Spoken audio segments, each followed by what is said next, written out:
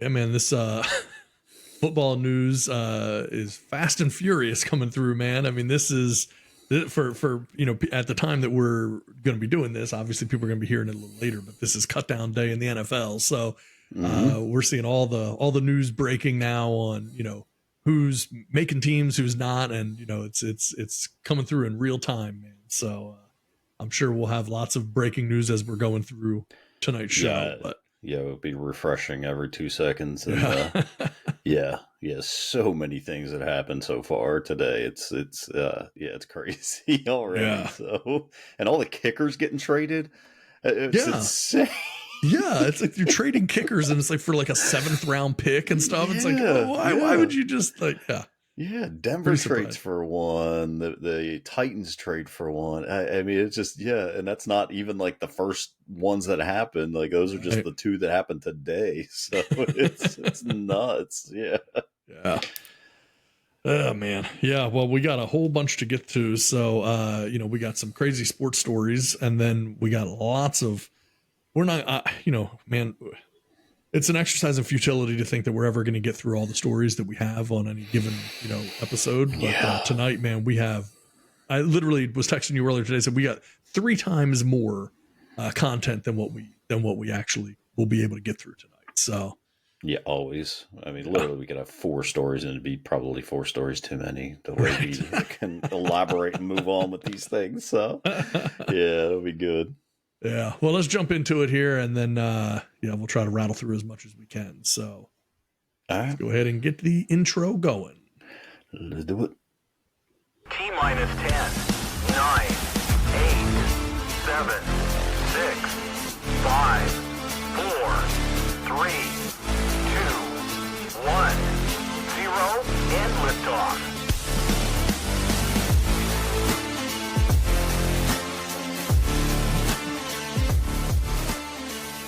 All right, everybody. You get the Horn Show. Tad and Jeff here. Man, we're going to have some fun tonight. We always do. It's going to be a good time. And we got a whole bunch to get through. So, first things first, how you doing, brother? How was the day today?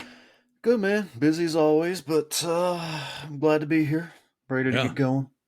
Absolutely. Well, we got a whole bunch to talk about. We were just talking before we kind of started here that NFL Cutdown today. We got a lot of interesting storylines. So we're going to start off with sports as we do first part of the show, and then we'll move into current events, politics, crazy headlines, stuff like that after that. So anyone who's listening, if you're not into sports, just fast forward a little bit.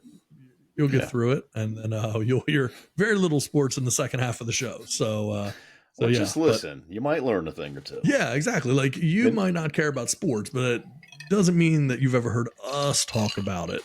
Sure. And, we normally have a little different take on things than what you might see and hear elsewhere. So, but yeah, man, so let's talk about it, I guess. NFL preseason is essentially over. Regular season's just about to start.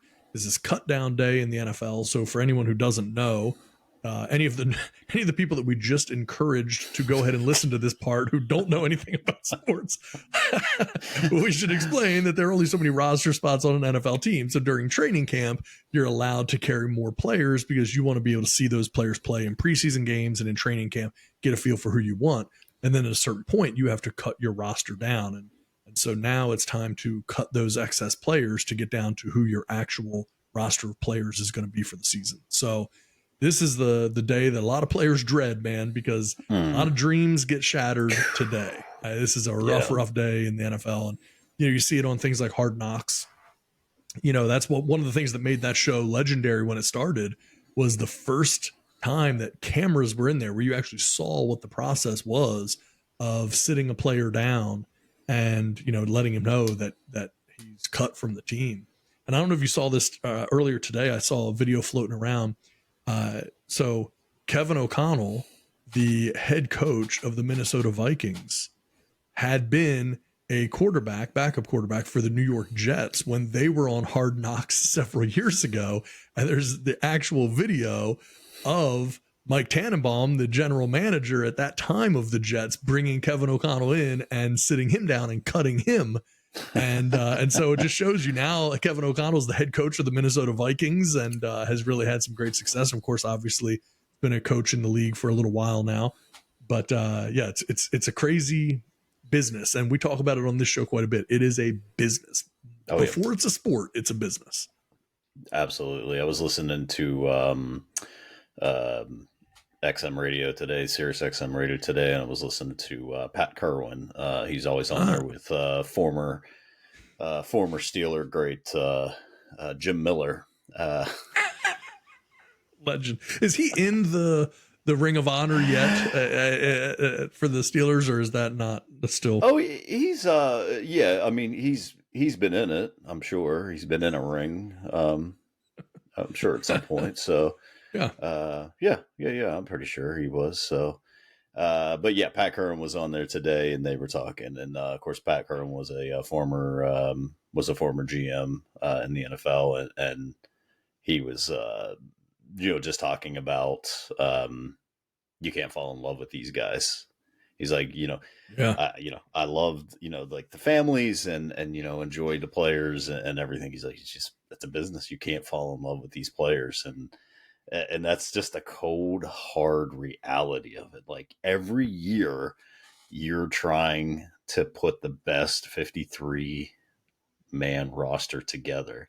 And it's such a fluid thing. I mean, it's just, and that back then they didn't have, practice squads and things like that. Right. That was literally just, you're gone. And that was it. Now, you can try and sneak a player onto the practice squad. And, I mean, there's just so much gamesmanship that goes on with this stuff, and you love a guy, you see development and how he could turn to be. So you cut him, but then you're going to bring him back, put him on the practice squad. But the practice squad, any team has access to. Now, the problem is you get them, you got to activate them. So they have to be on your roster. So you can't just move them to your practice squad. So, yeah. Well, the other thing too is how it's based on need. Like, so it's the challenge for a team, right? You might have a guy who comes in, plays his tail off. You love him. You want him on the team, man. You've liked everything about him. Great personality, great player. He's a hustler.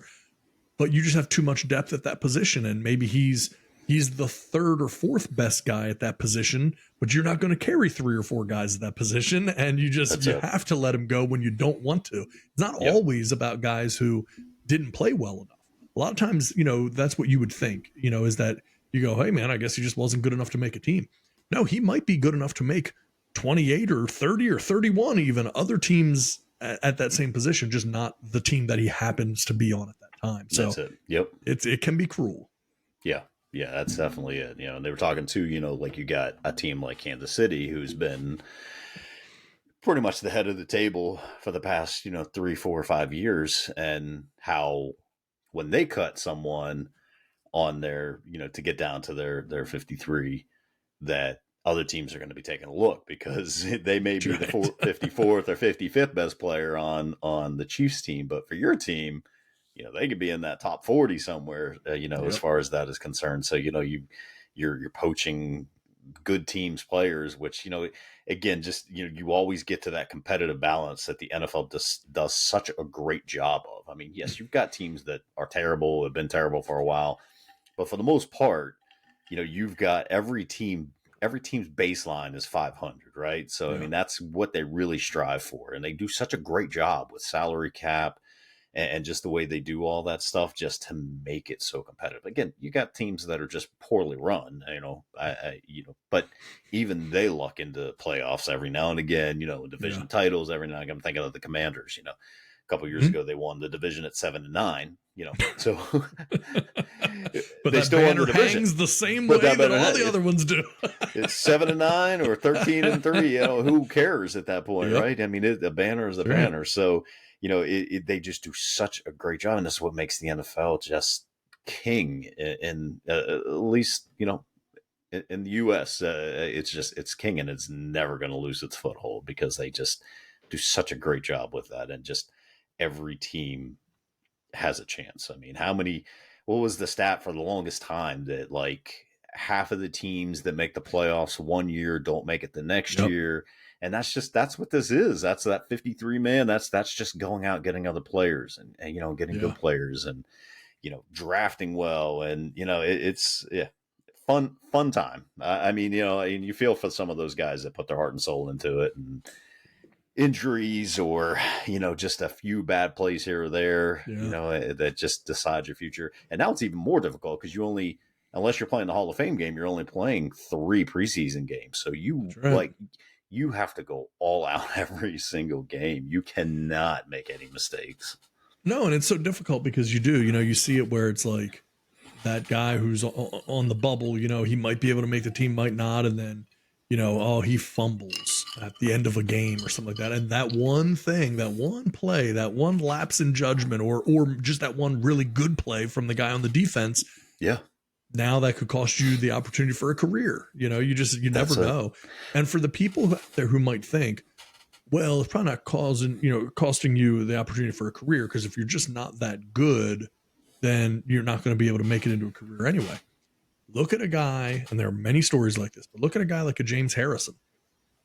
Wasn't good enough to make the Steelers, wasn't good enough to make the Ravens, like got bounced around on different practice squads, was never good enough, and then ends up having a really good career with the Steelers kind of the second time around when he's able to finally break through. But it took years for that to happen. And how many times might he have been on the bubble and just wasn't in the right place at the right time, or one play, 2 plays away where maybe the coaches liked him. They felt like he could be a good contributor, but they just had someone a little bit better and he just wasn't in, and magically finds himself in the right place at the right time and is able to break through and have a good career. So it can happen. It can happen. That's it. Yep. That same guy that fumbled loses his job, but that guy who caused the fumble now gets a job. It's just right. Exactly. That one play. It's just the beauty of it, man. It's I'm glad I'm not the one trying to decide, and I'm glad I'm not the one that's trying to make a team, because that's the pressure of that, man. Like and again, you're still probably one of the top 5 athletes in the world, right? Top 5% of athletes in the world when you're on an NFL roster, regardless if it's just regular, preseason or off season. You're on that roster. You are the elite of the elite. So I mean, it's crazy. Yeah, it is just so crazy. So I guess we'll probably get into some more of the stuff, but I guess you saw the Colts are now not trading Jonathan Taylor, which I said on the show a couple of weeks ago that chances are the compensation's not going to be there. And the rumor was they wanted a first round draft pick. So you want to pay him like a first round draft pick, but you don't want to, you want compensation as if he's the best player on your team, but you don't want to pay him as if he's the best player on the team. And we said today, like, he had just poor Jonathan Taylor doesn't have any leverage. He's still under contract, regardless of whether or not they should be renegotiating a contract. The CBA says you can renegotiate this contract at this point, and he's proven they should renegotiate it. Yeah. We just knew Miami was in the mix, but nobody was giving up a first-round draft pick for him. It just wasn't going to happen, and Irsay knew that. And now the rumor is he's going to start the year on the physically unable to perform list, or the PUP list, for those out there who don't follow sports. And now he's going to miss minimally the first 4 games of the season. What a mess. Well, again, part of this is we were just talking about timing, right? It's not a coincidence that right after all this happens, Jonathan Taylor's ankle. Now, was that real or not? And here's where you get into the you live by the sword, die by the sword. Jonathan Taylor wants to force a trade. So he's not going to show up to training camp because he's going to hold out because he wants a new deal. So then he's going to say, or the team is going to say, that he's being held out because of an ankle injury. However, now if I'm a new team who I might want to make that trade for Jonathan Taylor, am I going to trade what I would have maybe been willing to trade? Because now I'm kind of like, okay, is there something going on with this guy's ankle that I need to know about? Is this going to be a concern? Is he going to miss part of this year? Like, I don't know how severe the ankle injury is. Now, all of a sudden, it's kind of like that could blow up in his face a little bit. And we don't know, obviously, if it was a contributing factor to the trade talks breaking down. But at the end of the day, you better believe teams gave that some serious thought. Oh, for sure. For sure. And again, they weren't going to give up that compensation for him and then turn around and have to sign him to, a $13 to $15 million contract, 28, 35 million, somewhere in that neighborhood guaranteed. So you're not going to give up a first round draft pick and then turn around and do it. I said the compensation the whole time should have been a third that can convey to a second, and then maybe a fourth or a fifth. We saw some of that being floated around as a possibility. I think it was a few maybe said second that could convert to a first. I think I saw that. So it and Irsay knew this the whole time. So, he goes from saying like, no, absolutely not. Then he gives them this window of, 2 weeks to try and find the trade, sets a deadline, right at the cut day. And, teams are worrying about other things. There's several teams that should have made the bid, Miami being one of them, which from what I understand, Miami was in the mix pretty hard. Yeah. The Bills were another one that I feel like should have been in the mix for someone like him.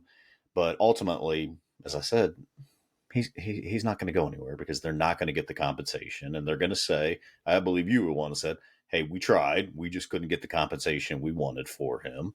Right. And so now we're, here we are. And it's still not done because he's still going to have to play.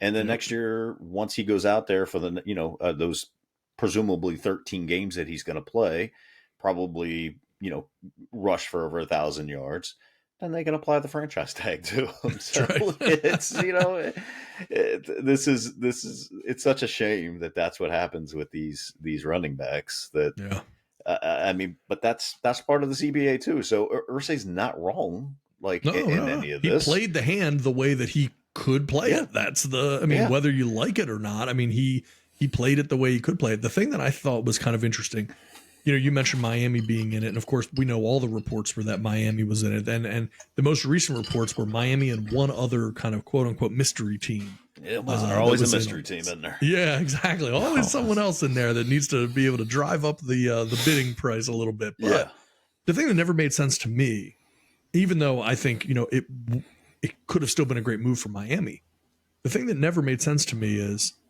why. If Miami was going to make that move for Jonathan Taylor, why wouldn't they have just signed Dalvin Cook when you didn't have to give up compensation? And that you could have signed Dalvin Cook for less than Jonathan Taylor. And I think Cook ended up taking $8 million with the Jets, I believe it is, something like that. Yeah. And so you look at that and you go, okay, so why would the Dolphins have been in on Jonathan Taylor? I get it if they love the player and all that kind of stuff.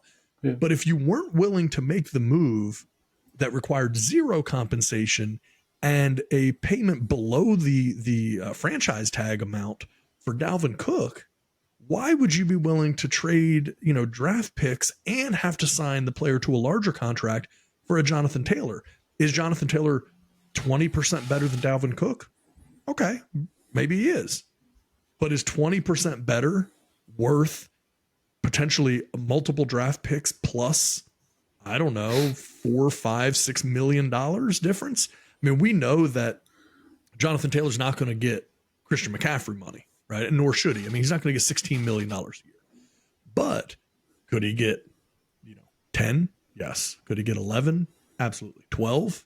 I think 13-ish is that line of demarcation on, where do you really go? How big is this deal? But again, it's okay. Then if that's the case, if let's say it's 12 or 13, that's 30% more than Dalvin Cook at 8, plus draft picks you would have had to give up. So, I know he's younger and, all of those types of things, but I just think, you're looking at a 4 to 5 year age difference. So that probably is pretty big, but we think, that Miami is trying to be in this win now mode. I don't know that they're necessarily, of course you're building, for the future, but you're kind of set up now with, the players you brought in, especially on the defensive side, like you're kind of in that, hey, we can make a splash now. So yeah. You could have brought in someone like a Dalvin Cook who presumably has I would think a couple of good to great years left. Yeah. So you're right. You could have brought him in. I would probably think Dalvin Cook is that 20-30% better, plus fresher legs, plus, 4 years younger. I'm not quite sure. You're probably looking at maybe 5-year difference as far as NFL age is concerned. So that's pretty huge. But again, you're not going to give up that kind of compensation plus turn around and try to sign the guy to a contract that you would think would have to be somewhere in that 12 to 13, $14 million range. So, and to give you an idea, Dalvin Cook is 28, Jonathan Taylor's 24. Okay. Now I don't know their birth dates and stuff, Right. like to know That's exactly that split, but it's right in that range. Yeah. So it's interesting, man. And who knows what Miami was offering Dalvin Cook if they, the reports were, and we have a little bit of insider knowledge on what Miami was doing. And, we were told that they had made offers, like hard offers to Dalvin Cook. Did they just lowball him and then he saw the opportunity with the Jets? Did he want to play with Aaron Rodgers instead of Tua? I mean, there is that aspect of it where you say, absolutely, okay, well, I'm going here. Tua is a health question. And what happens to that team if Tua gets his bell rung again, goes out with another concussion and misses half the season?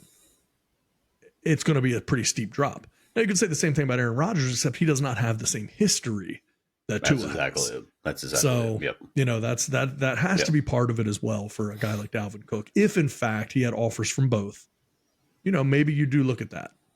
Yeah. I mean, we've also heard that they even had a contract, I guess, in place as much as could be in place with Jonathan Taylor that he had agreed to as well. So, pretty reliable source, I would think. So people listen to the show, they don't know, they don't realize that we're pretty, tied in with some stuff. Yeah. So I mean, yeah.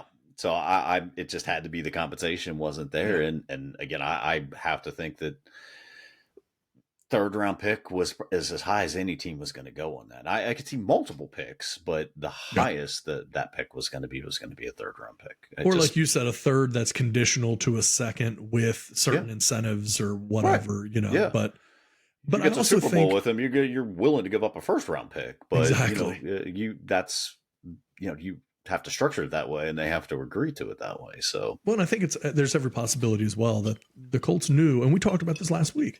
The Colts knew from the beginning, we're not going to trade him unless somebody just blows us away with a trade offer. It isn't going to happen. Nope. But we're going to let him feel good. We gave him the freedom. We gave him the opportunity. Go out and find a deal if you can.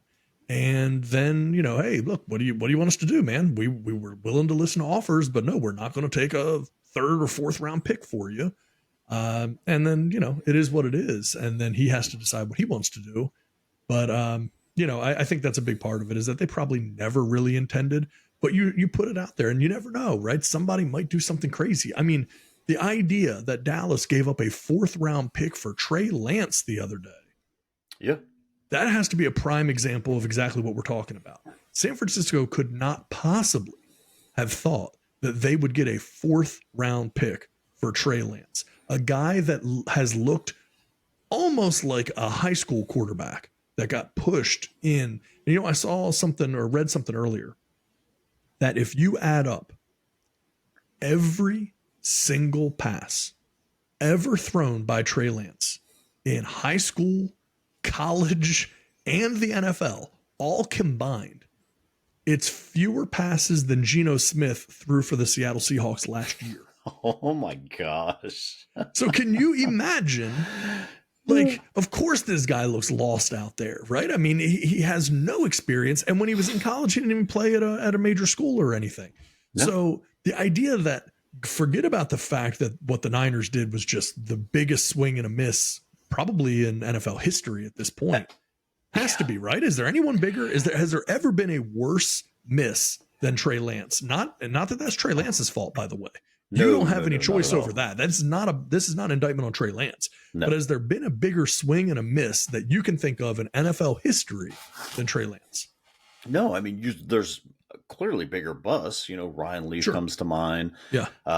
Which we'll have to get on Ryan Leaf at some point. The way he's resurrected his life and his career is like you he's a guy like that I root for now. Like just 100%. Like he owns all of it. He'll say, "Yeah, I'm the biggest bust," but probably bigger ones out there. Jamarcus Russell comes to mind. Yeah. But nothing as far as trading 3 first-round draft picks and what those draft picks turned into. What the 10 picks after Trey Lance were, that any of those picks would have been home runs for the Niners and probably push them even further, even closer to a Super Bowl, if not already won them a Super Bowl. Micah Parsons being one of them. Jamar Chase. If they had these people on that team, they're going to the Super Bowl last year. Right. I mean, you think about like the transition from a Patrick Willis to a Micah Parsons. That's just any of those picks. But they moved up. And even at the time, I'm like, okay, I didn't get it. But it was a big swing. I know, right? What do I know? Like the guy didn't play a down in 2020 because North Dakota State didn't play any football because of COVID. He missed an entire year. Yes, they went 20-0, 16-0, whatever it was the year before. But I sent you their schedule. They're literally playing nobody. Yeah, they were like community college teams. I mean, it was just like games, nothing. Yeah, and some of those games were close. Some of those games you looked at Trey Lance's stats and it was like 180 yards passing. Yeah. So, I mean, at the time I was even like, dang, but everyone was just praising it. And how they survived because of all the other people and all the other draft picks that how do you give up 3 firsts, trade the guy for a 4th, and both of you are still employed, and both of you are still looked as great coaches and a great GM. Yeah, that is insane. That couldn't have happened anywhere else to anyone else. No. I mean, that's cleaning house at that point. But they were such a good team prior to that. And look at the flip side now, because then you turn around and you get Brock Purdy in the 7th round or something. He was the last pick. Yeah, of the draft. Mr. Irrelevant. Mr. Irrelevant. So now you turn around and you go, okay, we gave up 3 first-round picks to get the starting quarterback, who turns out to be horrendous, and we got to give him away. And then with the final pick in the entire draft, Mr. Irrelevant, we actually find the starting quarterback that we thought we were giving everything away for to be able to get in the first place. And now, they're right back to being set. The only way you could have survived and absorbed the loss of those 3 first-round picks is being able to lock up your quarterback for 5 years on a rookie deal and have him play well. And sure enough, in the very last pick of the draft, that's what happened with Brock Purdy. And again, good fortune, because had Trey Lance even played a little bit better, Brock Purdy probably never even sees the field. Between Jimmy Garoppolo and Trey Lance, you would think Brock Purdy's never going to get in there. But Garoppolo is constantly injured. And so, and Trey Lance doesn't know how to play. And so next thing you know, you end up with Brock Purdy. Now, I have to think the 7th round pick, those contracts are 2 years, 3 years. I mean, they're not the full 5, right? Yeah, that's a good question, actually. I'm going to have to look that up because I'm going to look that up right now while we're talking. So you can keep going with what you were saying, but yeah. I'm gonna try to find that's it's just amazing that they were able to survive that. And then you look at a team like the New England Patriots, who today cut both of their backup quarterbacks, Malik Cunningham and Bailey Zappi. At one point last year, Bailey Zappi was in the talks of like Belichick liked Bailey Zappi more than Mac Jones at that point, and now they've cut both of them. There's only one quarterback on that roster. I mean, you have to think that I'm trying to rack my brain as to where they're going. I mean, they have to have a deal in place with someone that's either got cut. I'm thinking, the guy for the Cardinals who just got cut, quarterback. Colt McCoy. Oh, geez. Colt McCoy, I'm maybe that. You got me. I mean, you have, I'm trying to think of like, Bill O'Brien's there now as the offensive coordinator. You've got, I'm trying to figure out maybe what ties he would have to any quarterbacks that are out there. I'll tell you my theory. I don't know. So two things. Number one, the answer to the previous question, 7th round pick, it's a 4-year deal. 4-year. Okay. Rounds 4 through 7 are 4-year deals. 4-year. Okay. So you have a 4-year deal with your quarterback on a rookie contract. And in the 7th round, that's like, I don't even, 150 grand a year or something. Yeah.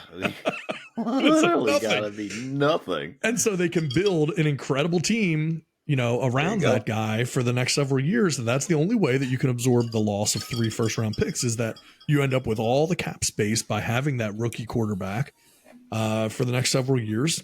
So anyway, moving on to the current topic. To me, first of all, I mean, yeah, there was all the talk in the world last year that Bailey Zappi would take over as the Patriots starter, and that Mac Jones was going to be, released, benched, cut, whatever, and looked at as a bust in comparison to what Bailey Zappi was able to do. He was more coachable, et cetera, et cetera. In my opinion, and again, this is very breaking. Like, you and I are talking about this, about the Patriots, releasing their 2 backup quarterbacks. This just happened. So we have not had time to see what anyone else's opinion is. We're talking about this in real time as this news is breaking.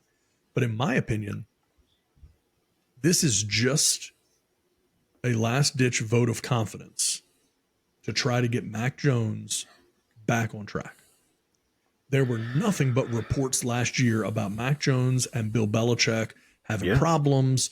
Mac Jones did not like the way that Belichick was coaching him. He was reaching out for outside help on how to manage the situation. All of these things, right? We just heard it and heard it and heard it and heard it. Nothing but disappointment in Mac Jones, who had a solid rookie year. Everyone thought he would take a step forward last year, and he took a significant step back. He did not play well last year. And then you had the times that Bailey Zappi comes in and magically, same offense, same game plan, he's playing great. And so this was, in my opinion, knowing nothing else, we're not going to entertain a quarterback controversy. We're not going to allow one to develop. And this is our ultimate vote of confidence in Mac Jones, that you are the starter, and it doesn't matter what else happens. You're the man. We're all behind you. And I guarantee you, Bill Belichick is not, in his heart of hearts, happy about having to let Bailey Zappi walk. It wouldn't make sense. You saw what the guy did last year. And the idea that you're not even going to have him there as a backup, someone else is going to scoop that dude up so fast. If anything, imagine being Dallas today. You just gave up a 4th for Trey Lance. You could have grabbed Bailey Zappi for nothing. He just got cut. Nothing. Yep. So, I just think it's fascinating. Yeah, so I'm curious. Yeah, I mean, obviously they're going to have a plan. I mean, they're not going to go into the season with one quarterback. So I don't know, maybe a Will Greer who played his tail off last game for the Cowboys. Colt McCoy. Do you bring Brian Hoyer back for what is 4th stint probably? I mean, that just makes a living being the backup there. Maybe no one claims either of those 2 guys, and you stash one. Maybe you put Bailey back on the practice squad, possibly. I don't know how. I wouldn't think he would clear, but maybe people just aren't that impressed by him. Well, I'll tell you one thing. I'll give you a team. If there was any doubt, what the Arizona Cardinals are doing right now is criminal to their fans. Literally, absolutely criminal, runs against everything that the NFL is about. This is obvious tanking. So for anyone who doesn't know, Colt McCoy was the backup there for the last several years. Yep. Kyler Murray, their highly heralded, highly touted starter, who has been underwhelming to say the very least at times, tore his ACL.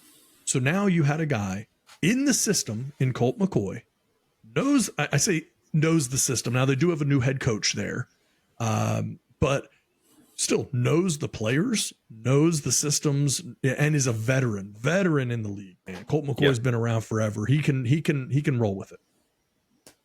And then magically after the last preseason game, you cut the presumed starter for the upcoming season. He is your starting quarterback because Kyler's not going to be able to play. He is the presumed starter, and you cut him. And now you have Josh Dobbs, who just showed up there. Just traded him and doesn't know anything about the situation, just walking in. So you can't say, oh, he's our guy. You haven't even seen the guy play. You don't know him. He hasn't been there. And then the other guy that you have, which I can't believe I'm drawing I can believe I'm drawing a blank on his name because I wouldn't even know his name. Clayton Tune. There it is, Tune. Yes. Yeah. So Rookie. Yeah, and that's the guy you're going to throw in, who was like the 5th or 6th quarterback taken in the draft or something like that. Yeah. That's the guy. So now here you are, and you're going into the season, and you say, okay, our starter is out. The next guy, the experienced backup that we had and we invested in for this exact situation, which would be our starter being injured, we need a guy who can come in and play in Colt McCoy. You release him. And then the 2 guys you have in there are a rookie and a complete unknown guy that you just walked in last week into your building. And you know what Josh Dobbs is. I mean, he's a competent backup quarterback. Like he's a guy who can come in and start a couple of games. And I mean, they haven't ruled Kyler out for the season. They've put him on the PUP list, which means he's going to miss minimally the first 4 games. Yeah. But is he far enough along that you think you can get him back week 5, week 6? Because if you can, he gives you the best chance to win. So, he gives you that opportunity. So with someone like a Colt McCoy, you think could steer the ship, could guide you to a win or 2 wins. Yep. So if he comes back week 5, week 6, maybe you're 2-4. You're not out of it at that point, right? I mean?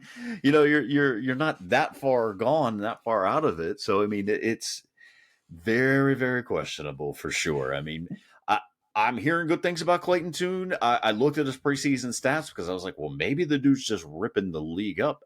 No, they weren't that impressive. I'm sorry, they weren't that impressive. You can say like, hey, he played better each game. Sure, he did, but he's going in there playing and he's going in there playing against second, third string guys, right? So it's not like he went in there and just tore the roof off where you're like, dang, we got something here. Well, here's the other thing. If you're the Cardinals, if you're the Arizona Cardinals and you aren't going after Bailey Zappi, then you are proving to your fans you do not care about winning. It doesn't matter to you. You cut Colt McCoy, you want to have a journeyman and a rookie come in who neither of which have any experience in your system or with your people. And you have an experienced and successful young backup quarterback that you could now get in a Bailey Zappi, which is very, surprising and unexpected that this move would be made. No team in the league would have a stronger need for that player than the Arizona Cardinals. So if the Cardinals don't bother to make that move, then you know for sure that they're tanking. Separate from that, since they are tanking, who are they tanking for? Is it Caleb Williams or is it Marvin Harrison Jr.? Are you saying we want the best wide receiver for Kyler? Or are you realizing what I think most of the rest of the world realized a long time ago, which is that Kyler's not the answer and we have the opportunity to get Caleb Williams? The problem is you've got so much money tied up in Kyler. I don't know how you get out from under that. I would have no clue how that would work. I don't. The only thing I could think you could do is you bring someone like Caleb in and you cut Kyler and you just eat that money saying, okay, we're paying Caleb as if he's Kyler. I mean, that's about the only thing I could think you could do because no one's going to trade you for him. And I don't know. I'm so confused on Kyler. I don't know. I really don't know. There's games where you see him play where you're like, all right. Oh, he's talented. So. Yeah, I think so. I think this is it. And then you see other games you play where you're like, dude, did he even study last week? Did he even know what he was getting into? And I'm sure there's way more to it than what we know. Offensive line play, did the runners run the right route? A ton of stuff. But I don't know, man. if you're going for Caleb, I mean, ooh, I mean, Jonathan Gannon has, and the GM there, neither of them have any, like they don't have any skin in the game as far as Kyler is concerned. They just have his poor contract that you're dealing with. And that was a contract that you didn't have to give. No, like it did it in his third year. Why would you ever do that? You didn't have to do that. And so now you've got next year, what, 47 million coming due. And then I think the year after is like 55. Yeah. I mean, that only thing you could do is bring, draft a guy that you're going to pay $2 million to for the year or whatever, and justify it that way. Yeah. I mean, I don't know. What are you going to take Marvin Harrison Jr. first though? It's See, and if you do, then if that's the plan, then you're saying we're all in on Kyler. We believe in him no matter what. Yeah. The only shortcoming for him is that we have not given him enough weapons. And now we're going to do that, and good things are going to happen. However, you did bring in DeAndre Hopkins, and you did bring in, who was it? Zach Ertz that was there? Yeah. Mm-hmm. So you had Zach Ertz and DeAndre Hopkins right away. You're talking about 2 Pro Bowl players, and your quarterback couldn't get it done. Right. You have a competent run game, not an amazing run game, but a competent run game, good. And with James Conner and everything. So it's like, you had a solid run game, not to mention Kyler's ability to scramble. You had a top-tier wide receiver, a top-tier tight end, and you couldn't make it happen. So I feel like you should know what you need to know at this point if you're the Cardinals about Kyler. Not that he's not talented, but boy, I don't think you'd get any more trading Kyler than what the Colts got for or would have gotten for Jonathan Taylor. Nobody's going to give you a first or probably even a second for Kyler Murray. They don't trust him, and he's not worth the money. Nobody's going to want to get stuck with that contract. No. I mean, no. I don't even know how you would rework it. I don't know. I don't know. You would have to just assume that the Cardinals would have to eat most of that contract. I don't even know if they can do that. They'd have to work something out. And trust me, it's the NFL. There's ways to manipulate that salary cap, kick the can down the road, so to speak. But yeah, it's going to be.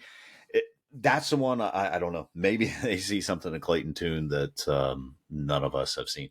And then Gannon's coming out and saying, oh, well, for competitive reasons, we're not going to name a starter. Well, silly. Which tells me then that Clayton Tune isn't the person, because Josh Dobbs at that point hadn't even practiced. So, what do you mean that you're not going to name a starter? So you're cutting Colt McCoy. Yeah. And for competitive reasons, you're not going to name a starter. Well, again, the old adage, if you have 2 quarterbacks, you don't have a quarterback, right? Yep. I mean, how you're not going to confidently go into that and say, no, we love Clayton. We're going with Clayton. We're rolling with him until Kyler's able to come back. But you didn't. You didn't say that. You're saying you could have said it. You absolutely could have, but you chose not to. Right. So yeah, now, and the other thing too is no one asked previously who the starting quarterback was going to be, because everyone knew it was going to be Colt McCoy. Nobody was even bothering to ask the question. There was no question going into this about like, hey, who's the day one starter going to be? It was clearly Colt McCoy. There had never been a question about it. So now it's like you've invited that question that was never being asked because you cut the guy without even allowing him the opportunity to play, who was the experienced backup. And so now you want to have this horrible season, which you will. You'll probably win 4 games. And then you want to be able to blame that on Kyler's injury and then hope that, someone else didn't manage to screw up their season worse than you did and was even more incompetent than you were as the Arizona Cardinals. And then you're able to get presumably Caleb Williams, because I think Marvin Harrison Jr., as good as he's going to be, it just wouldn't make sense. It would not make sense to go through all of this and for that. Well, yeah, I'll be curious to see if Kyler's healthy or I guess not even if he's healthy, if they're going to presume that he's healthy and bring him back and take him off the PUP list, or if they're going to say, well, we're not going to risk it. That'll tell us a lot too. So, I mean, if he comes back week 5, even if they go 0-4, they still have a chance to be very competitive. But is that what they want? Do they want to be competitive? I don't think they want to finish 500. I don't think they want to finish, with 7 wins, because that's not getting you the first pick. I mean, presumably right now on paper, all things being equal, they're clearly top 3 worst teams right now. Right? I can't imagine anyone. Like, I can see the Texans still being bad. I can see Carolina still being bad. I can still see a lot of these teams not being great, even though Carolina actually wasn't that bad last year. No, I think they'll be a lot better. I think it's going to be a big gap between them and Arizona. But then you see like the Texans cutting, their starter, one of their starting defensive players. You see, so then you're like, okay, well, now clearly they're not going to tank because they just drafted a quarterback. So is Marvin Harrison worth that? I don't know. I mean, some of those guys, maybe that's what they're doing. It's going to be interesting. I mean, right now you peg Arizona as probably, like I said, top 1 to 3 as far as the worst teams right now in the NFL. Yeah. Do they want to jump out of that? Because if you bring Kyler in, as much as we think that he may not be the guy, he's still a top 15 quarterback. He's a guy. He's at least a guy. He's not the guy, but he's a guy. Yeah. I mean, he could maybe be top 15 in the league, right? I mean, but I don't see them, if they bring him in, like they're not going to have the worst record. So, I mean, right now, I don't know who that is. I mean, outside of them, I don't know. I mean, there's probably going to be a surprise, really, really bad teams, clearly. But, maybe the Rams, but I don't even know if the Rams even have their pick next year. I don't know. They keep traded over their first round picks away for eternity. So, if they have their pick, they could possibly be. But again, with Matt Stafford being healthy, you got to think they're not even going to be that bad. So it's going to be, we haven't even started the season yet. And we're already looking at a team that feels like they're probably trying to tank this season. Yeah. I don't know what they're doing, but let me say this. If they aren't trying to tank, then this is extraordinary incompetence. Like this is better explained that you're tanking than just that you're really that bad of a football team and an organization. Right? So like the best case scenario is that you're tanking. Like that's by far the best. It. Yeah, absolutely. Because even if you think that Clayton Tune is the guy, you still have, you still had Colt McCoy, who is a very competent backup. So you didn't have to go out and trade for a Josh Dobbs because you had Colt McCoy. So it doesn't make any sense. So it's better explained. You're absolutely right. It's better explained that they're trying to tank.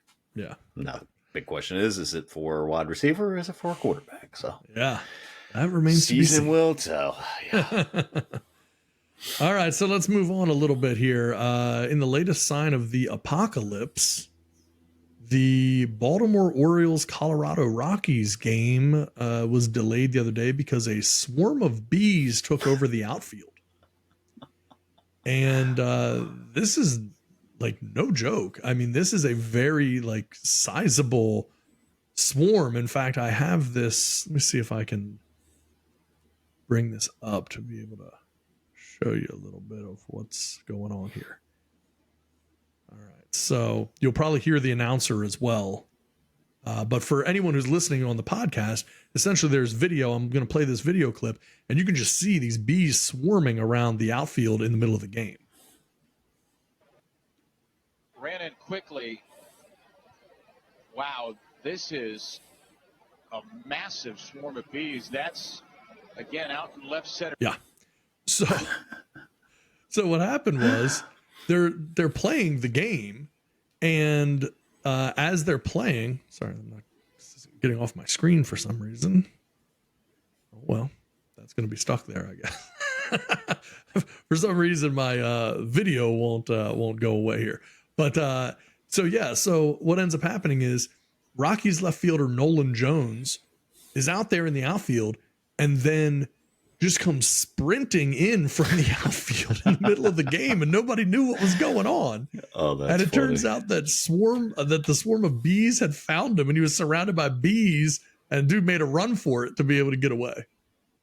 So they ended up having to delay the game to manage to get rid of this huge swarm of bees in the outfield. That's crazy. So funny. You ever see those videos though, where like someone comes out to their car and like they've just made this whole hive on their headlight? You know, it's just like so weird. One thing hits and then they're all just like, oh, cool. All right, let's just hang out here. Yeah. So strange. And it's so bad too, because, you know, like you're playing baseball, right? It's late in the season at this point. You know, you're tired, you're out in the heat. Oh, yeah. And you're just out here like, okay, I'm just grinding away. And if you're the Colorado Rockies, I think you have less than 50 wins this season. You know, like you don't have, this isn't going your way. You know, you just want to get the year over with at this point. And, you know, you're out there and the next thing you know, you're getting swarmed by bees. It's like, okay, man, just please let this season end. Let me just be done with all of this. So terrible, man. Because, yeah, the Colorado Rockies currently they're in last place in their division. They have 49 wins as of today. And that is they're the worst team in the National League. And they are the third worst team in all of baseball. Yeah. Yeah. They're getting swarmed by bees as well. Yeah. Please. So yeah. I saw that and I just thought that was kind of crazy. And then one other little baseball thing I saw, you know, it was, I'll tell you the story. Yesterday, I'm on the phone with my mother. And my mother is an avid listener of the show, fan of the show. And she brings up, she was like, man, I really thought it was so interesting, those stats that you were going over last week about Greg Maddux.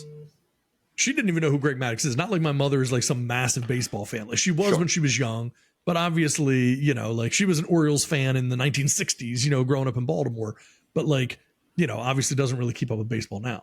She didn't know who Greg Maddux was, but she was very impressed with Greg Maddux' stats. And there were some really fascinating things that we talked about. And there's so many more that we have not even talked about. Like I told her, I was like, we didn't want it to turn into the Greg Maddux show. So we just, you know, I pulled a couple quick ones, but there were so many more that we have. This is one of the greatest pitchers of all time. The stats are insane with him. Yeah. But this one I thought, okay, I got to do one more Greg Maddux thing. We didn't even have this to talk about last week. But I thought this one is insane. The Major League Baseball player who has the most seasons stealing at least one base without being caught whatsoever, thrown out stealing for that season, Greg Maddux. 10 seasons, Greg Maddux stole at least one base and did not get thrown out for that whole season. 10 different seasons in his career. Greg Maddux never got thrown out and stole at least a base. Now, again, we're not saying the leading pitcher all time. This is of all professional baseball players ever. Greg Maddux, of all people, not Ricky Henderson, not anyone who's known for stealing bases. Greg Maddux is the one. And I got to tell you, if you look at Greg Maddux, he does not appear to be particularly fleet of foot. You would not look at him and go like, oh boy, that guy's just a killer athlete. I can see him stealing tons of bases. I mean, he looks like, you know, just a very normal guy that would work at Dillard's or something. So he does not look like some really crazy professional athlete, but couldn't throw him out. Could not throw Greg Maddux out. He's got that deceptive speed. That's right. What are they? What do they call the white guys? Deceptive speed and shifty, and he's very shifty. Yeah, I mean, like here's the thing. If you look, because I will again just for the people that are watching the show, I'll give you this, and the people listening, you'll hear it. This is Greg Maddux stealing a base. Okay, that looks laborious for him. He's not flying or anything like that. I mean, really, the catcher could have thrown him out with a good throw, 15 feet in front of second base. Just You wasn't a noticed good throw. the first baseman wasn't even trying to hold him on the bag. Yeah, either, he's just like, we got nothing to worry about here. Yeah. There goes old Greg. Yeah. So anyway, I just thought that was a pretty crazy stat there for Greg Maddux. Yet again, not only does this guy have records pitching, but even base stealing, he was superior to most Major League Baseball players. That's hilarious. Good on you, Greg. Yeah. So, all right. So what do you think? Should we roll from sports? Do you have any other sports stuff you want to touch on? Any stories that that I missed on or anything? I like it. I think we're good here. So. All right. So then we'll move on. Let's go into some non-sports stuff. And look, I mean, we're a little late based on just when we're shooting the show this week, but we lost one of the greats last week, or this past week, and that is none other than Bob Barker, longtime host of The Price is Right. Bob Barker died at 99 years old. So I thought that was worth talking about. What are your thoughts on old Bob Barker? Yeah, it was so, of course, people quick to point out that he got us close to $1 without going over at 99. Oh, man. Yeah, it was great, man. Like, what else did you do when you were homesick from school? Yeah. Price is so Right. True. So true. Price is Right, man. Yeah. That was the thing to watch. Yep, and the influence he had, spay and neuter your pets, and he was just such a great advocate for for stuff like that. I don't know anyone ever had a bad word to say about the guy either. Like, you didn't hear stuff like, "Oh, Bob used to do this or that," and maybe Bob's a real tyrant. Right. Yeah. Who knows? Maybe, I don't know. Maybe it'll come out now. That the Price is Right ladies. Right. Come out and say he was a real perv or something. I don't know, but you don't hear much about it. I mean, of course, he had some iconic movies and with Happy Gilmore. Oh my goodness, Adam Sandler and him. Yeah, made the movie. I mean, honestly, just made the movie. Yeah, I mean, that's sad. I mean, he had stopped shooting the show in, what was that, 2007 or 8? Was it that long ago? It might have been. I truly don't know. But it wouldn't be surprising, because even that would have been, he's like 80 some odd years old at that point. Like, sooner or later, you got to hang up your spurs, Yeah. So, I mean, it's, it was a good one, man. Like, he hosted a daytime game show. Like, you just, you're not going to hear about that anymore. Like, you're not going to be like, oh, Wayne Brady, not like no one, like, you know what I mean? Like, I think, I don't know if he's still not as hosts, culturally impactful as what a Bob Barker, ended up. So you're coming to an end, you think about it really, like, of just great hosts of game shows, right? So Alex Trebek has passed away. Now you've got Bob Barker. Pat Sajak is, looking to retire, if I'm not mistaken, next year or so. Yeah, he's stepping down.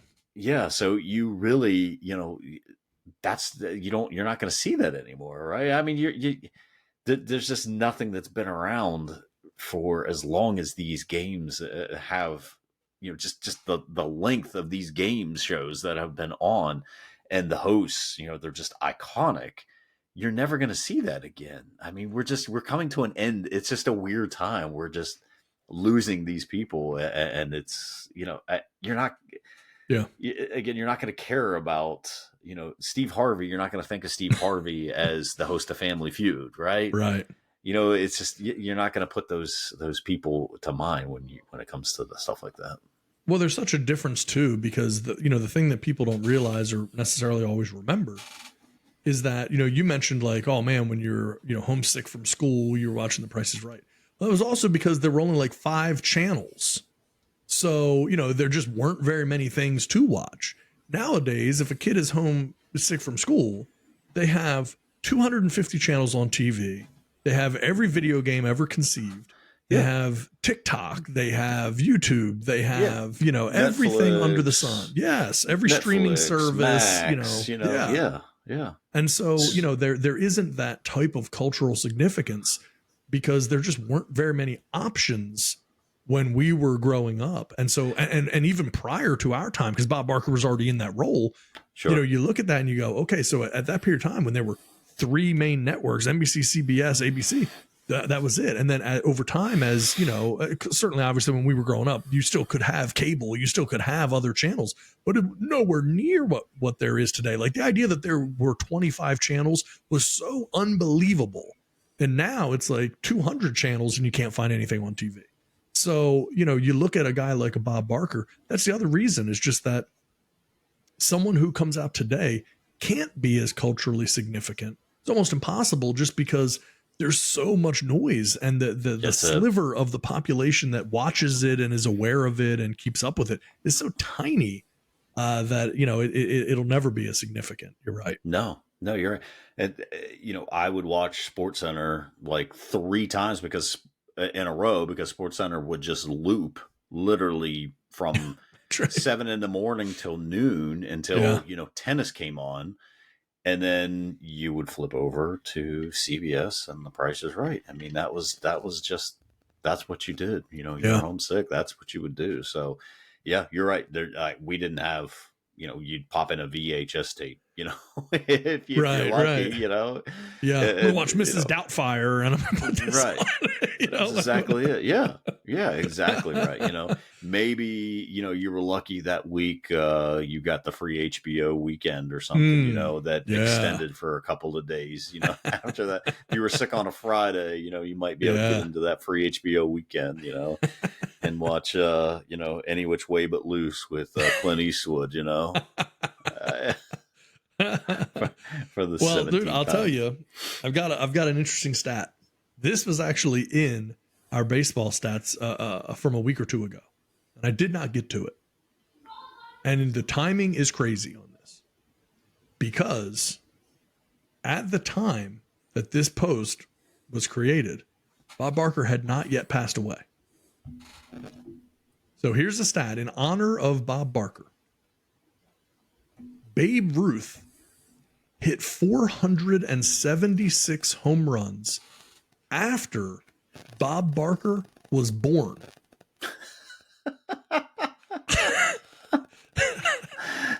Babe Ruth hit 476 home runs after Bob Barker was born. At the time that I saw this, Bob Barker was still alive. He was 99 and a half. And then it was a week or two later, Bob Barker passes away. And so I had this stat. We didn't find an opportunity to bring it up. I had it in my back pocket. And then it struck me kind of, preparing for this show that like, oh man, I think somewhere, in fact, I didn't even have it on my list of things tonight, but I think somewhere I've got that Bob Barker stat. Let me look around. So as we've been talking, right. I was like trying to bring it up, and lo and behold, I was able to find it there. So yeah. That's hilarious. I mean, that's insane. Babe Ruth hit 476 home runs after Bob Barker was born. So it doesn't even seem possible that could be the case. But when you look up Bob Barker, he was born in 1923. December of 1923. He died in August of 2023. And so, this December he would have made it to 100. Wow. Yeah. So pretty crazy. But yes, Babe Ruth, the vast majority of his home runs were hit after Bob Barker's birth.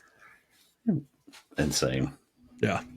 So anyway, just saw that, thought it was kind of an interesting thing. So, all right. So why don't we keep rolling along here, man? Because we've got a whole bunch to get through and we're already burning through time. I don't know where you want to go, man. I've got a few different things here. We could talk about a bunch, but you know what? I got one that I know you and I are going to dive into. So I want to touch on this one first. All right. So I saw this the other day. I thought it was bizarre and fascinating and maybe horrible.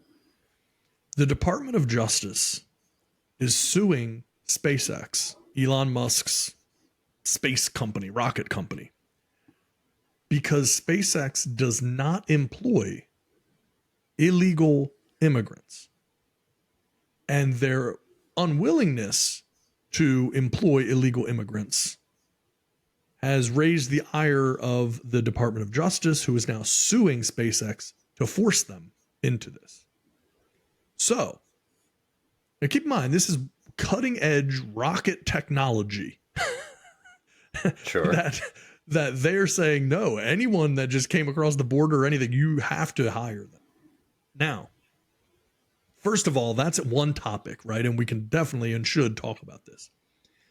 But here's the interesting thing. This was brought up to Elon Musk back in 2016. And he said, this is a quote from Elon Musk when he was asked why SpaceX does not hire non-US citizens. He said, quote, unfortunately, it's not up to us. US government regulations make it hard to get a job in the US. But if you're working on rocket technology, that's considered advanced weapons technology. So even a normal work visa isn't sufficient unless you get special permission from the Secretary of Defense or the Secretary of State. So I want to be clear. This is not out of some desire of SpaceX to just hire people with green cards. It's because we are not allowed to do anything else. It's not a wise policy for us because there are so many talented people all around the world that we would love to have work at our company. But unless they somehow get a green card, we're legally prevented from hiring anyone. For example, this is not the case at Tesla. About 30% of our engineering team is outside the US because we don't have the same restriction. So I really wish we could do more. It's just that our hands are tied. And now he's being sued by the Department of Justice. Only SpaceX, because again, not an issue at Tesla. They're not filing lawsuit against Tesla, but they are against SpaceX, saying that for their advanced rocket technology, they should have to hire immigrants, illegal immigrants, and people with green cards, but mainly illegal immigrants. That's the source of the lawsuit. So I don't know, man. What do you think about this? Yeah, I would love to see, and I would love to see what the Department of Justice is saying. Like, what are they? I mean, what are they basing this on? I mean, surely you can't just sue them for not hiring people that they're not allowed to hire. There has to be more, right? Like, this can't be just that black and white, is it? I mean, like, are they literally, they're just trying to, charge Elon with a crime. So now they can try and go after him for, all of his communications and everything else to try and now like get him on something else or to get other people on something else. So now you can go after him and now you have access to his Twitter records and all this stuff and see who he's been sending messages to and going through. You heard about Tucker supposedly was going to interview Putin, but he got called in and was like, hey, we hear you're doing this. And he hadn't even told his wife, according to Tucker, he hadn't even told his wife that he was doing this. Nobody knew. So they had to have gotten the records from somewhere or had to have gotten the information from somewhere. So are they trying to now figure a way to sue Elon to then be able to get into records? Like, this goes much deeper. It cannot be this simple, I mean, there has to be more to this. I haven't had an opportunity to look it up and see what their position is on this. Like, if it's really that simple, well, if they weren't allowed to hire them because they weren't, they didn't have the proper documents to do so, how are you suing them for that? I've got to be missing something. Surely our government cannot be this corrupt. I have some information. I won't be able to answer all of your questions. But the new lawsuit accuses SpaceX of illegally refusing to hire asylum recipients and refugees. And they're saying that it could be an important test of the U.S. government's stance that national security concerns do not allow companies to discriminate against non-citizens. I'm going to repeat that for you. Jeez. Okay. the current U.S. government stance is that national security concerns do not allow companies to discriminate against non-citizens. Meaning, if a company is unwilling to hire someone who is in this country illegally, if they're not willing to hire them, that's illegal for the company. And even if the company says, well, this is a national security issue, the government is saying national security falls below judgment or discrimination against someone's immigration status or legality of being in the country. Are we saying illegal immigrants, or are we saying not? Because I think there could be a difference between non-U.S. citizens and illegal immigrants. I have friends who are not U.S. citizens because they were born in a different country, who have come to the United States on a work visa, who have fairly important jobs. I mean, they're not the level of SpaceX. They're not building rockets, but they have a level of, they've got a pretty important job. The people that I know are in my circle, but they're not technically U.S. citizens. They're essentially here on a work visa and working towards getting the green card to be able to stay on a more permanent. But even though the work visa, there's a whole lot that goes into that, where they have to renew it and they have to be approved for it and things like that. So there's a big distinction between illegal immigrants and non-U.S. citizens. So again, are we splitting hairs here, or are we saying like, hey, you didn't hire that dude that came over the border from Mexico, so we're suing you for that? I wonder if there's. Listen, this is me giving the benefit of the doubt to the U.S. government, which you'll never see me do. But at this point, if they're being this blatant, like, this is wild. Like, this is like another level. Like, this is right in your face of saying you didn't hire this person, even though you're not allowed to. Yeah. Well, so here's the deal with it. So they're saying that, of course, Elon Musk said that, it's the Department of Justice's rule that they can't hire anyone besides U.S. citizens and green card holders. So you don't have to be a citizen, but you have to have a green card. A green card. Okay. And the Department of Justice in this past April, warned employers that invoking efforts to comply with export control laws would not excuse them from a law banning discrimination based on citizenship status. So export control laws restrict companies from sharing sensitive information and technology with certain individuals from other countries. And so what SpaceX and Elon Musk are saying is, hey, we have government contracts. This is top secret clearance. We're literally building, like rocket ships, and we will hire anyone with a green card, or they have to be a citizen, because that's the way the Department of Justice has said that it has to be. The Department of Justice is saying in April, we said you don't have the ability to say no, regardless of that. Like, it doesn't matter. So again, it's not just they have to be a citizen or a green card. They don't need to have a green card either. You have to hire them. And I will say, this is the first and only lawsuit of its kind that has been filed by the government about this. That has not, they have not gone over after anyone else yet. Now, it's funny because in April and May, the Department of Justice announced settlements of similar claims with General Motors and an IT services firm, but the department never sued those companies. They were not sued.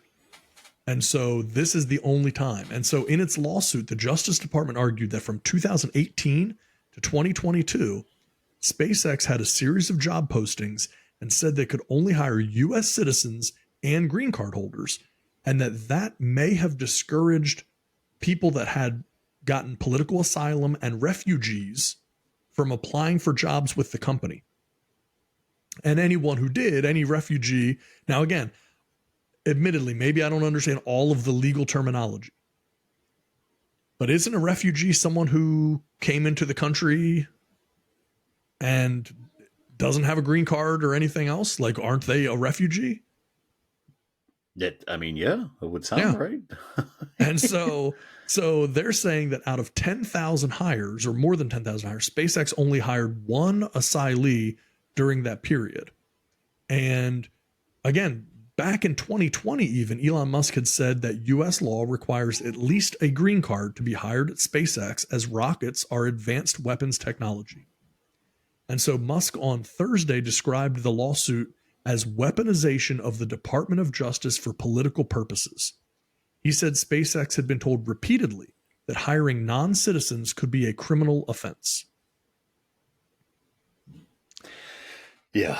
I mean, that's crazy if it's that blatant. I mean, everyone that, just the comments that I've read, this is just a chance to get a FISA on Musk, and then get all the information that he has on, people like Tucker Carlson and people that they don't really like. I mean, if it's that blatant, like, we've got a serious issue in this country. But I don't know. I don't quite understand how it is. And was it that he just that he was just not willing to settle with them? Like, no, we're not doing this. Right. And now they're like, all right, well, we're just going to take this to the next level. So I don't know. I mean, he's pretty feisty. That's for sure. He doesn't back down from a fight. No. So, I mean, he may have just, they were looking to get some quick bucks and, do a quick settlement. And he was like, no. And so now they're taking it to this level. This doesn't make a whole lot of sense, though. If it's just that simple, this makes no sense whatsoever. Well, I looked up, so what makes someone an asylee? And an asylee is a non-citizen in the U.S. who is found to be unable or unwilling to return to their country of nationality or to seek the protection of that country because of persecution or a well-founded fear of persecution. So essentially, if you came into the United States and you're unwilling to go back to your country, you would be an asylee. Now, what the specifics, the argument around, like, because of fear of persecution, I mean, that seems to be a very broad brush to paint with. Yeah. Couldn't you just say, like, yeah, it's real rough for me in Mexico because they really hate Protestants there, and I mean, what is, like, well, right. That could be anything, and who can tell you that that's not true? Because, see, that's the other problem, right? Is that when you start catering to all this stuff, who in our government could tell that person, no, that's not a good enough reason, you have to go back, right? Like, you're calling me a liar? Well, you're not allowed to do that. So it sounds to me, and again, I don't know, I'm not an expert on this, and I'm not a political science major to really be able to understand it all, but it certainly seems to me that really we're in that situation where it's we're having other problems. Well, sounds like we're having a little technical issue on your end there. I'm hearing some echo. Can you hear me? I got you. Give me 2 seconds here. Yeah, no problem. Sorry, everybody. We're just going to be patient for a second. You can hear me twice. All right, I just muted you, so I think that should take care of it for now. And so when you look at these situations, and this is kind of a weird one, right? Because what you're saying is anyone who came into the country for whatever reason now has to be able to work at a literal rocket factory, with ties and contracts and connections with the U.S. government. So it seems like a slippery slope, right? I mean, if you're listening to this, you would be able to, have your own opinions on this, and you may feel totally differently. But, looking at this just on its surface, it starts to really feel like something that seems odd. And also, is this just the government in some way trying to make an example out of Elon Musk and out of SpaceX, to say, hey, this is a high profile person, this is a high profile company, and we're going to make an example out of them to make sure that everyone else falls in line. And that could be the case, but I just think there are better ways to go about it. It looks like we got you back there, brother. Can you hear me okay? Technology. Yay. All right. So we're back at him. But yeah, I was just saying that, ultimately, is this just like the government trying to take a high profile situation, and turn it into something. So, yeah, that's all there is to it. So yeah, more weirdness. So, all right. So let's move on. We will, we'll spend a little bit of time on this, and then we can kind of probably wrap it up, I think. But this one was worth spending a little bit of time on. And so I'm just going to read this as I found it, and then we can kind of talk a little bit more about it. Chicago mayor, who happens to be a far left Chicago mayor Brandon Johnson, is blaming automakers for the massive surge in carjackings across the city of Chicago, not carjackers, and is actually suing Kia and Hyundai for it. So Johnson apparently has a history of defending criminals. There is a 104% increase in vehicle thefts from last year. And he said, quote, "The impact of car theft on Chicago residents can be deeply destabilizing, particularly for low to middle income workers who have fewer options for getting to work and taking care of their families," Johnson said. The failure of Kia and Hyundai to install basic auto theft prevention technology in these models is sheer negligence. And as a result, a citywide and nationwide crime spree around automobile theft has been unfolding right before our eyes. So we really endeavor, you and I, to not talk about our topics ahead of time on the show so that we get reaction real time. This one, we texted about just slightly, and both of us were essentially saying, save it for the show. So, this is a weird situation because this feels a little bit to me like, you're essentially saying, well, all these carjackings that are happening, it's the automaker's fault because cars shouldn't be so easy to steal. And that kind of feels like, well, if someone's robbing banks, is it because banks are too easy to rob? Is that like, should we be blaming the banks for being so easy to rob? Is it like 7-Eleven's fault when they get robbed because they're in bad neighborhoods? And it's like, well, if 7-Eleven didn't want to get robbed, shouldn't have been on that corner. Like, that's the place that, there's robberies happen there. But I wanted to get your take on this. And I know we can go however deep we need to, but I do think you may have some perspective. You have some connections that maybe you could shed some light with. Yes, very, very intimate knowledge of this whole Kia and Hyundai situation. It's not just Chicago. Car thefts are up 104% in the first 6 months of the year. Now, this is just as of June, and it hasn't gotten any better. I promise you, it hasn't gotten any better. They're up 104% from the same time as in 2019. Rochester, New York, car thefts are up 355%. And it just goes on, state to state, city to city to city to city. And it is because of Kia and Hyundai making these vehicles without immobilizers. They tout all these safety features and anti-theft features. Do you know how these cars are being stolen and how this all started? This started with a TikTok. And they call themselves the Kia Boys, and they're out of Maryland. So another reason why Maryland is just terrible. All the way around. Ravens helmet right there behind me. They have figured out that, and this is what you see. Someone comes out to their car, find their car missing. What are they going to find? Is they're going to find glass on the ground where their back windshield was, or the back glass was, and that's how they're going to know. Obviously, the car's not going to be there, but you're going to see that because you know why? When you break the back glass out on these Kias and Hyundais, they do not trigger the alarm. So their anti-theft system doesn't work when you bust out the back window. So they bust out the back window, crawl through, get into the front seat on the passenger or on the driver's side. They'll tear out the ignition part, and they'll use your USB cord that you have in your vehicle and put it in there and start the car and drive like off. your charger, your phone charger, like your USB for your phone charger.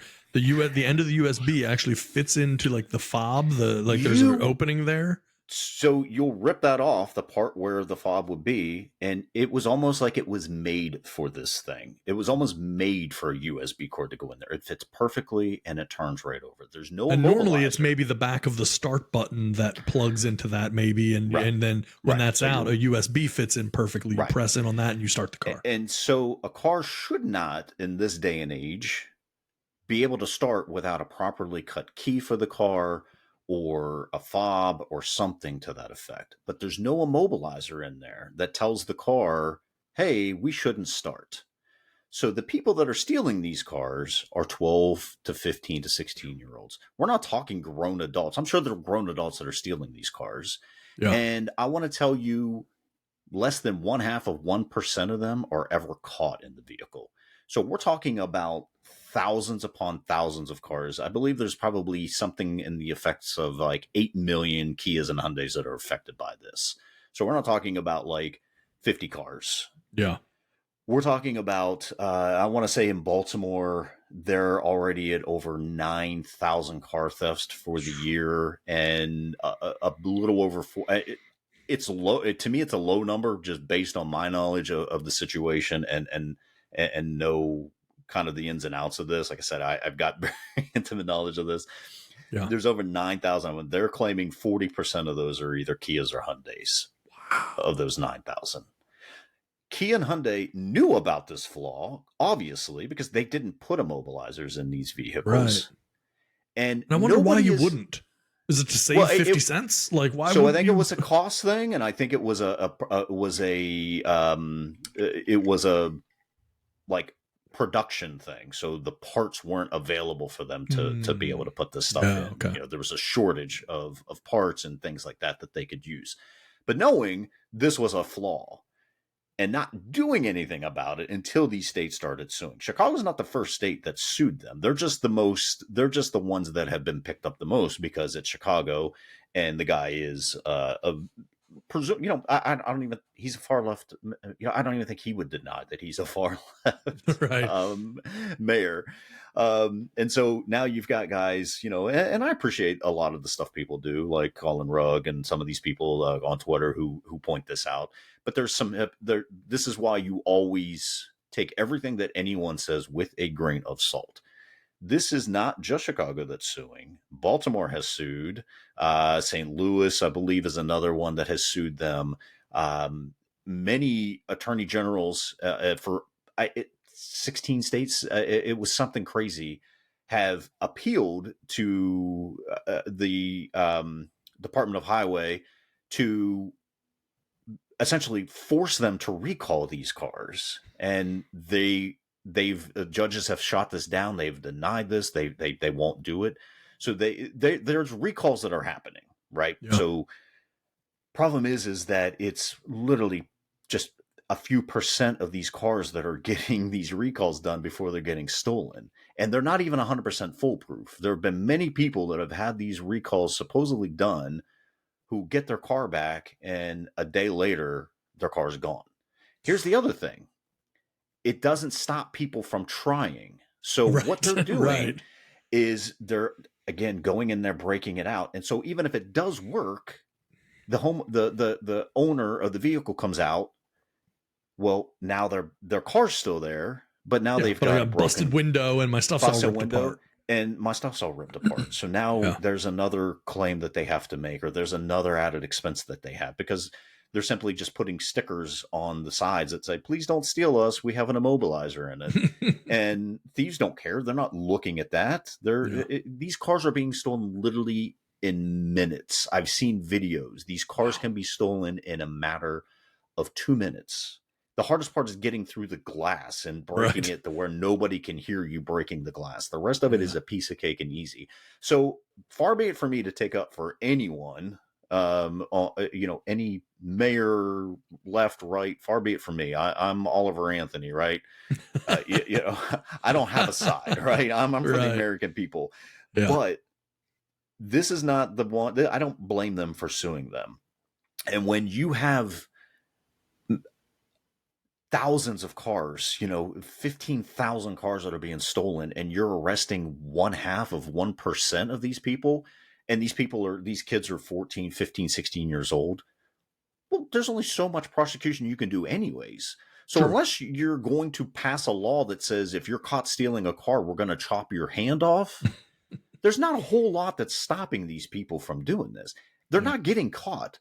They are literally going out, stealing these cars. They're driving them around, committing crimes, or just joyriding in these things, finding another Kia, parking that stolen Kia next to the car, and then going and stealing that one. And it's just a rotation. So yeah, maybe they're hard on crime, or easy on crime up there. Like I don't know, even if you did get caught, what your punishment would be. Right. But if you're only catching 1 out of every 100 car thefts, and that one that you are catching is 13 years old, well, what are you going to do?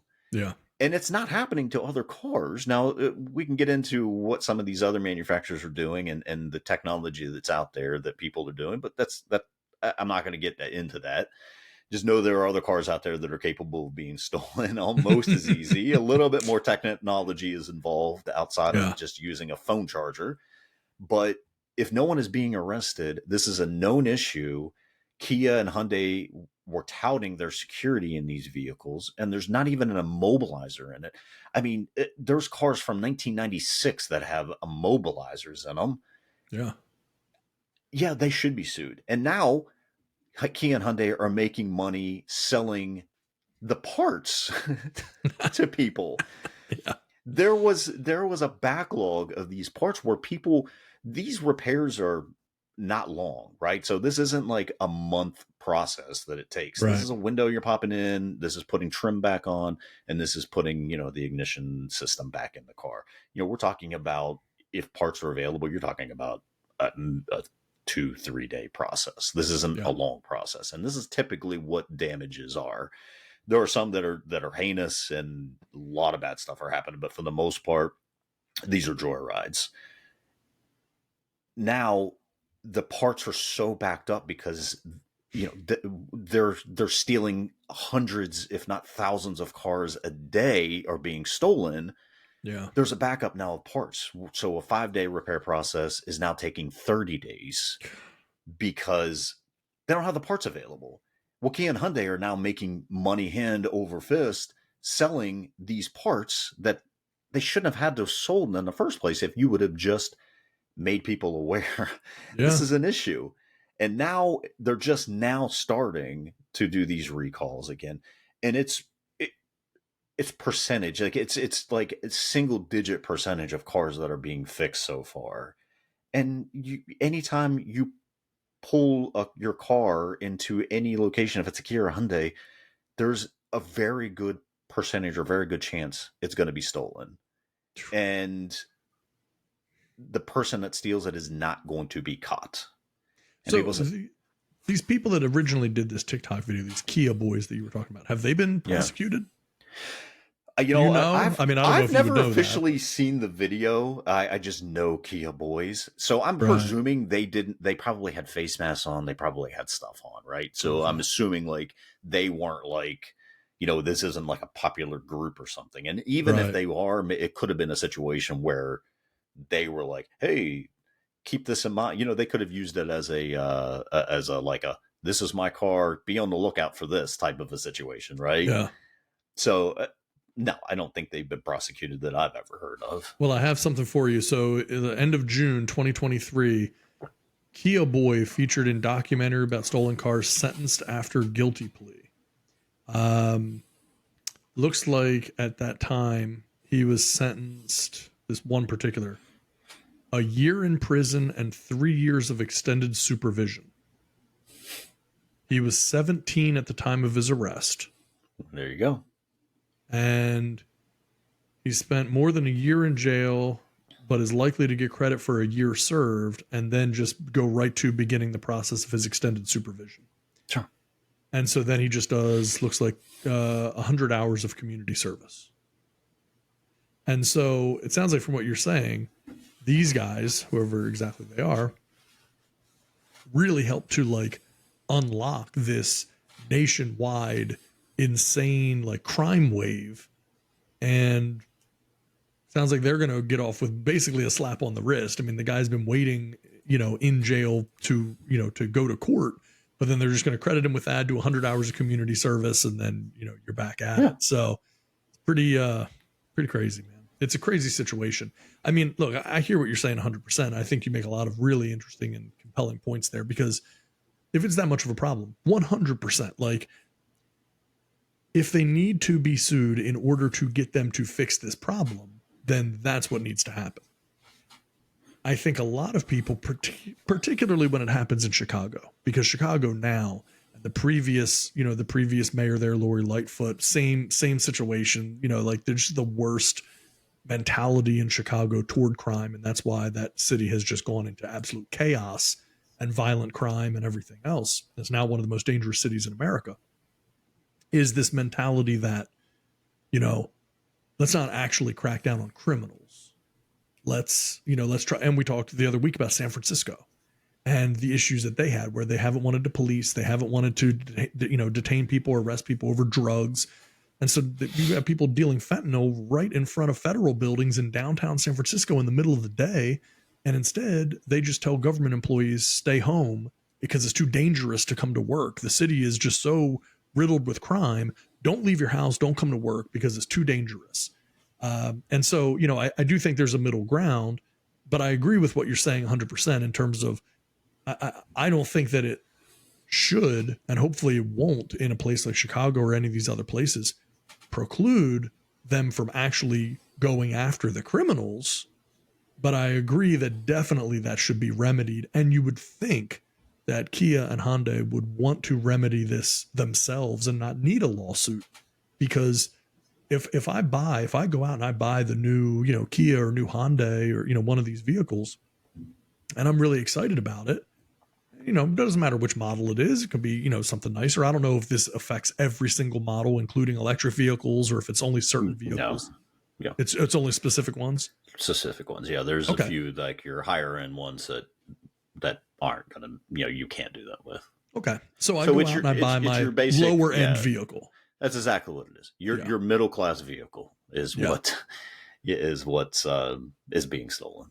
Yeah. And so, that the problem there is that then if I'm Kia or Hyundai, I don't want that to be the reputation, because those people, you hope that if I'm going to sell you an entry level car, then later down the road, when you're ready for the next car and you're further in your maybe professional development or further along in your career, or you're just, making more money as you, move into adulthood, maybe these are entry level cars.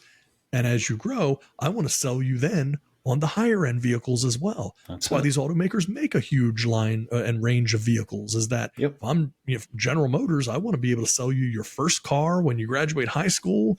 And I want to get you your next one when you've graduated college. And then I want to get you your next one when you're further into your career. And then I want to get you when you're old and you're retired and you want that big boat, Land Cruiser that you want to drive around. That's what I'm going for. But if I've given you this horrible experience from day one with an entry-level vehicle, then you're going to have huge numbers of people that are just going to completely swear off ever buying your vehicles again or doing business with you. And it won't matter that you can come back and say, oh, well, that was only that vehicle because you bought a cheap one. But the next one, you won't have that problem with. No one's going to be conscious of that. They're just going to say, no way, I'm not messing with that. I'll deal with someone else. No, that's exactly it. Yeah, and Kia and Hyundai haven't had the best track record. A lot of their cars' engines are blowing. Right. There's a lot that susceptible to fires, things like that. So yeah, this is not affecting. Again, this is not affecting your CEOs, because they're not driving around in Hyundai Sonatas. They're not. Yeah. And they don't need to, right? I mean, that's fine. This is affecting their employees who are just looking for a reliable car that they can get back and forth to work so they can take care of their family. That's who this is affecting. And you can be as hard on crime as you want. There are many other, cities that are dealing with this. Just look at the statistics. Minimally 40% of all cars stolen right now are Kias or Hyundais. this isn't just happening in blue states, where your mayor is soft on crime. This is happening all over the country. This is happening in Florida. This is happening in New York, and red parts of New York. It's happening wherever a Kia or a Hyundai is at. It's susceptible to being stolen. Now, of course, a lot of these happen in major cities because, there's, we're not talking in the country, where you've got to drive 5 miles to find the next Kia because, there's so much land in between. We're talking, this is happening in major cities. But if you're not arresting anyone, if no one's found in the car, well, how much harder you can be as hard as you want on crime, but if you can't catch anybody, unless the police are just literally pulling over 8 to 9 million cars between the years of 2011 and 2020. Key on the road, you pull it right over. Just a key on the road with the window down. Just presume. But now you're going to be racially profiling. Now you're going to be, you're pulling over because, they're a certain skin color or because they're a certain age you're pulling over. So now there's going to be a whole big issue with that. You can't win in these situations. No. And the only people that it's hurting are the middle-class people, the ones that are trying to get back and forth to work, who are scraping every dime, who have, deductibles that they really don't have the money to pay, but the insurance companies still are collecting it. They still have to collect it. It's a shame. And this whole time, Hyundai knew that these cars were susceptible to this, and still touted all these safety features and all this anti-theft systems. Your alarm doesn't even go off if someone smashes your window out. Yeah, that's a problem. That's a problem. Minimally, if the alarms go off, if any window is broken, not just your front windows, this probably doesn't happen. Right. But you somehow cheapened it so much that you can bust out the back glass. These kids don't even have to open the car door. They just crawl through and they can get in. And again, you've already supplied them with the weapon to steal your car because everyone has a USB cord in their car. So you've already supplied them with the supplies they need to steal your car. And they're being able to take off with this. I don't know what you could do. And again, if you're arresting a 13-year-old, are you now? We can get into that subject. You're going to hold the parents responsible because why are these 13-year-olds out at 2, 3, 4 o'clock in the morning? Where are the parents at? But they're not even doing this at 2 or 3 o'clock in the morning. These are happening in broad daylight. Yeah, someone could park a car at 1 o'clock. They can come out at 1:15 and their car is missing with glass laying on the ground. And again, they're finding them 2 miles away, 3 miles away, abandoned. Oh, well, fingerprint. Okay, great. So they fingerprint and pull fingerprints. Does that prove that person stole the car? Now you're just tying up the court systems. This would be attorneys' dreams because now it's like, oh, well, we found your fingerprints in the car. Okay, well, my buddy let me see his new car. I got in it and, was messing around with it. I didn't steal a car, Well, who was your buddy? Right. You've been in my car. Your fingerprints might be in there somewhere. Right. It's like if something happened to my car and they found your fingerprints, we're like, well, okay, take him to prison, lock him up. Like, exactly it. So challenge. So just I get not everyone is versed in the situation as I am, or have as much intimate knowledge of the situation as I am, and I guess it's easy to look and say, oh, here's the leftist mayor, going easy on crime. Right. Well, maybe, to a certain extent. Yeah. Maybe he's easy on crime or, he's way, more lenient than your red state, but nobody's getting their hands chopped off. I can promise you that there's no state that has a, one time you lose a finger, next time you lose your entire hand situation. That doesn't exist in this country, at least not yet. So, and if 99.9% of the people that steal these cars aren't getting caught because they're not driving these around forever. That's a stolen car. Like they're done for stealing a car, but they know the car is stolen. Right. So they're going to go do what they need to do and then jump out of it. So when 99.9% are not being arrested, you could be as hard as you want on crime. You're still not catching all of them. You're catching the one idiot that just happened to turn on the street where the cop happened to be, and the cop can see the windows busted out, so he's pulling you over for probable cause at that point.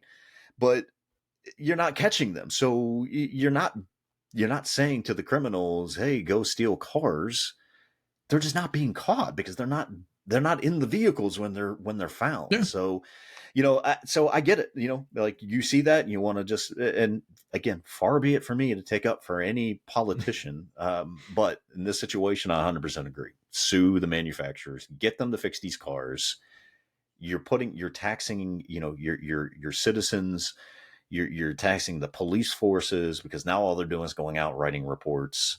And, the only people making money on these deals are body shops and tow trucks. Right. Everybody else is losing out in this situation. Yeah. The body shops love it. Tow trucks love it. But everyone else is losing out, from the insurance companies to the owners of the vehicles. Everyone's losing out. And everyone's, we're wasting police force by having to go out and write these reports when it didn't need to be. You could have installed an immobilizer in this car. And they definitely nobody would have messed it. Definitely should have done that.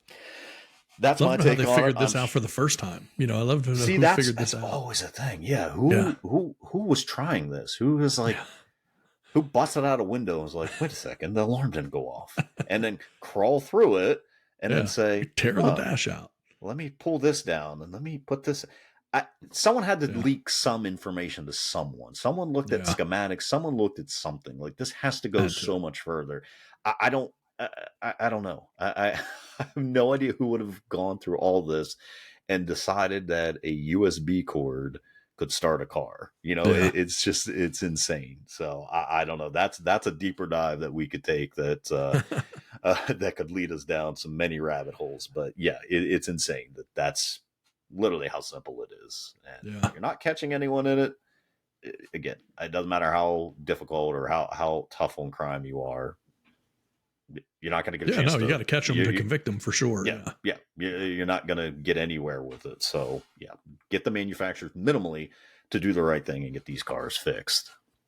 Yeah, that makes total sense, man. I agree with that. They definitely need to remedy that situation.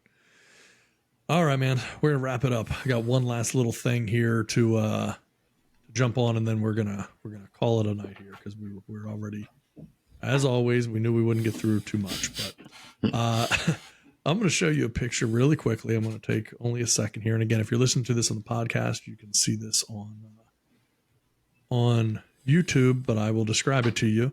Showing an historic image for a patent filed in 1876. This has loops that go over a person's ears and has a little piece that comes across the front of your face.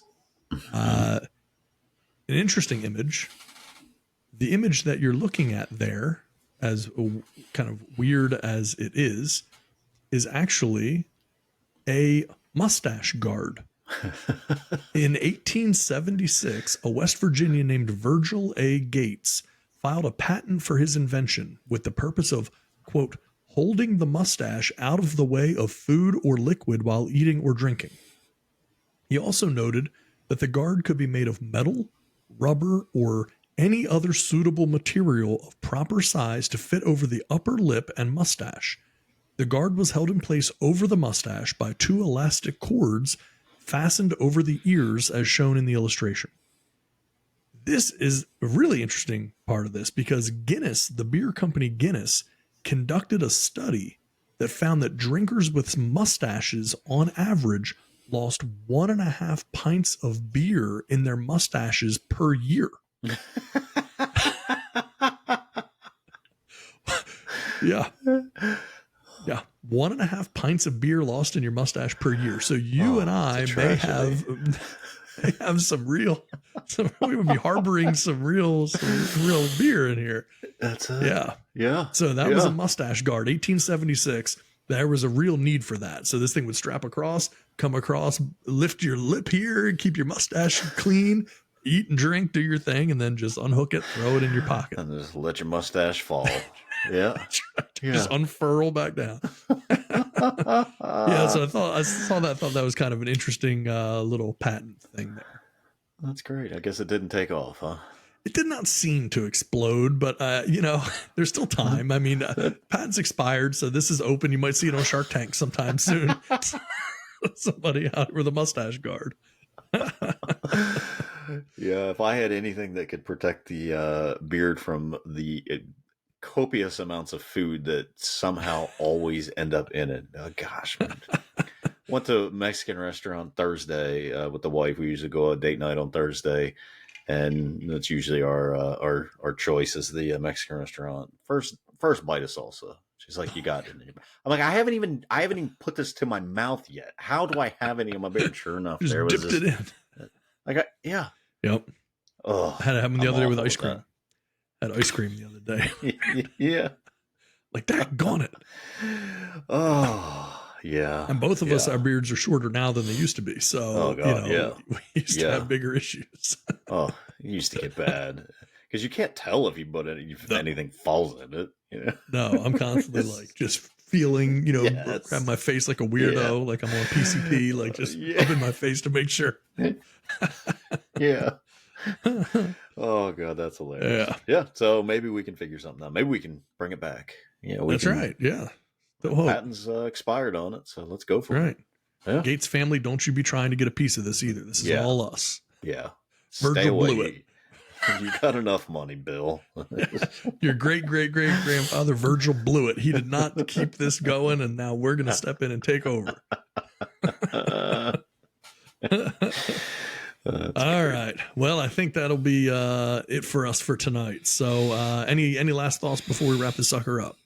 No, sir. I think probably next week we'll finally get our NFL picks. You're going to want to stay tuned for that one. Don't make any betting monies yet. Don't put any money out there yet until you hear us. That's right. And do the exact opposite. That's right. Keep the money in the college fund for the kids until you've heard next week's episode. We will tell you how to spend that college money. That's exactly it. Yep. All right. Well, yeah, we will cover that next week, and we're working on a lot of really interesting things coming up. Got some interesting guests. We've got some interesting things in the works. If they all we can't talk about yet. Oh, it's going to be fun. Stay tuned. It's going to be fun. Yeah. Looking forward to it. But anyway, that'll wrap it up for this evening. Want to thank, of course, as we always do, our global audience. We appreciate you checking us out. We'll do our best to continue to keep you entertained. And in the meantime, until next time, have a great night. We'll talk soon. Thanks, everybody. Good night.